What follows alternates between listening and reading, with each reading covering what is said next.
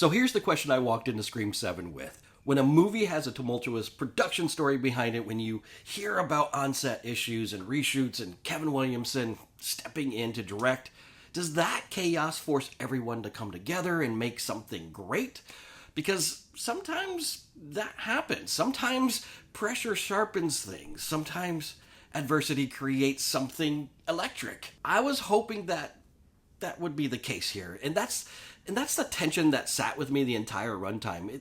Is this thing going to rise above the mess? Is this going to justify the behind-the-scenes drama? Is this going to feel like the creator of a franchise stepping in and saying, no, we're going to do this right? But unfortunately, I don't think that happened. Now let me start with something fair.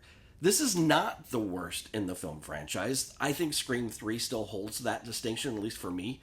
But this one is very close behind it. And the reason is simple. It's boring.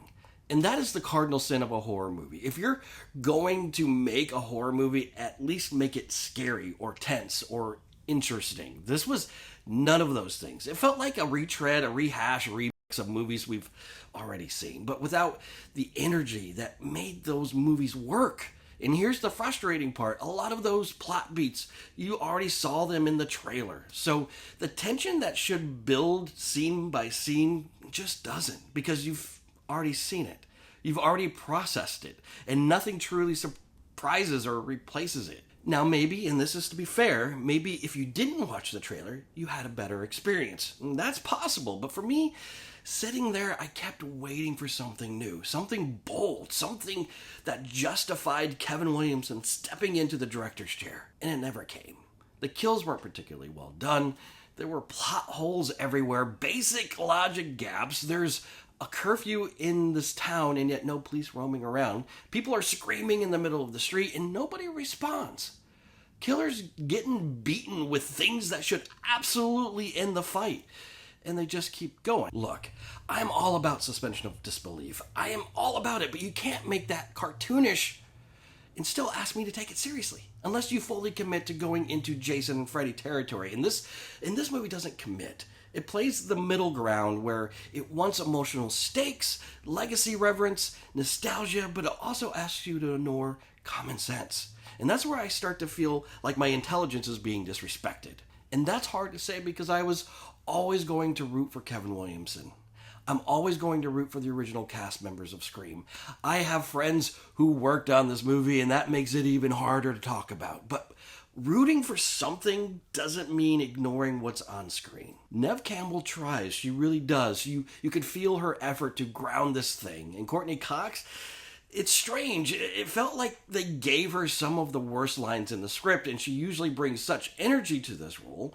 But here it felt like she was just kind of phoning it in.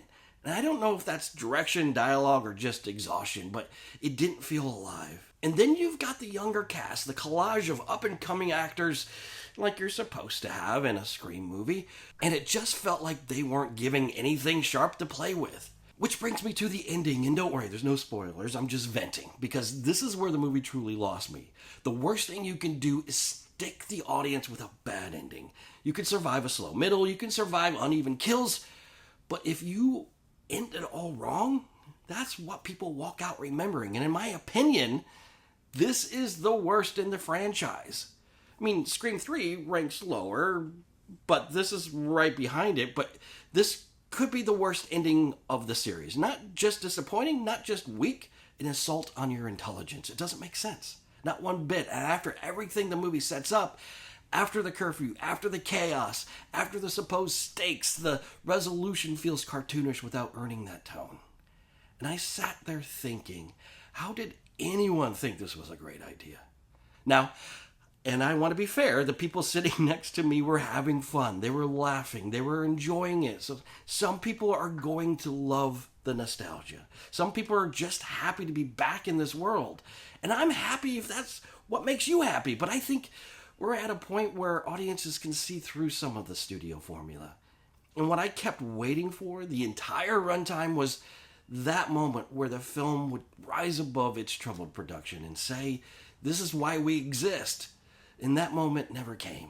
And what hurts most is not that it failed, it's that it feels like it didn't even try hard enough. And I was hopeful. I really was. I always will be for this franchise, but I cannot stand behind a movie that panders and disrespects the audience intelligence. If you had fun, I'm so happy for you. But I did not. I appreciate you going on this film journey with me, and as always, be real. If you hurt her, I'm not going to hurt her until you're here to see it. let's unmask this